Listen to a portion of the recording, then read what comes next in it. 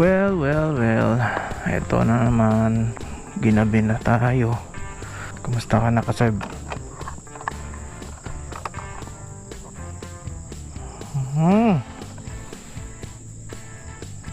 Kailangan mo nang ma-change oil. Pag nakapag-budget, papalitan na natin yung panggilid mo. Yan ang regalo ko sa iyo, Kaseb. Selfie mo na ako para ma-update si Mrs. na ako'y uuwi na.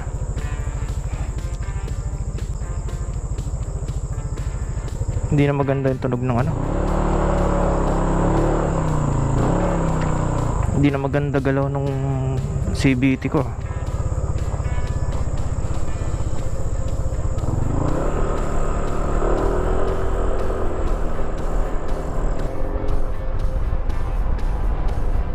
Kung kailangan ko na talagang ipa-remap to, i-reset yung ECU, CVT cleaning, palit B-belt. Kung kailangan mag-upgrade ng pulley, kaya mas maganda kasi stock pa rin tong gamit ko eh. Sa 2 years not bad. Dahil ngayon lang nagparamdam ng parang kailangan na talagang i-upgrade yung mga consumable parts ni Kaseb. Para sa akin kasi gamit na gamit ko siya sa loob ng 2 years. Boss, thank you. Siguro bukas si Boss di mo nang gagamitin ko. Makapagpahinga ka naman kasi gamit ka ni Tito Rodel. Itong kailangan ko na rin i-check kung kailangan na bang palitan yung ball bearing nito kasi niremedyohan lang ni Ron to eh. Hindi mabantot helmet ko ngayon, Tito Rodel Medyo kaya-aya naman yung amoy. Siguro ni-sprayan mo ng pabango to. Ang busina niya, ganun pa rin kalakas. Itong grip, kailangan ko nang palitan to. Kasi to mumurahing lang, sinubukan ko lang. Nabili ko lang to dun sa parting Binyan.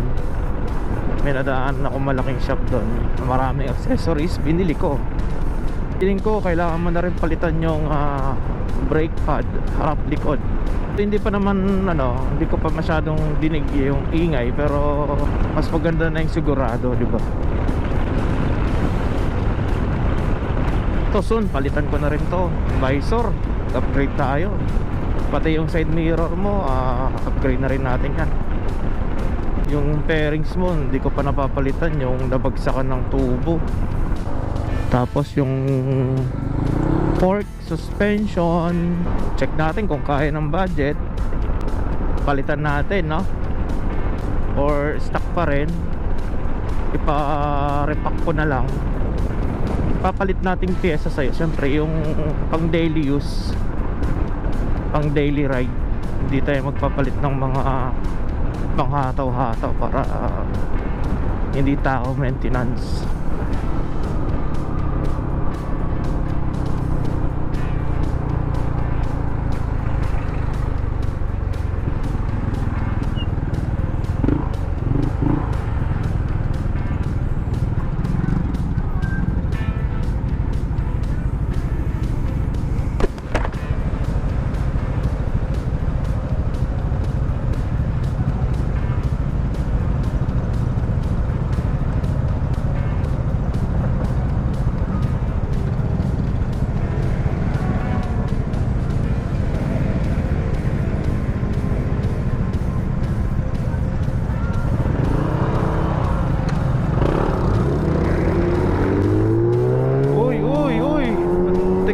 Muntik ka na boy.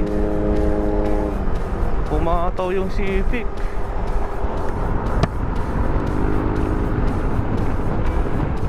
Muntik ka na, sir. Nanggigil yung Civic. Honda Civic yan eh.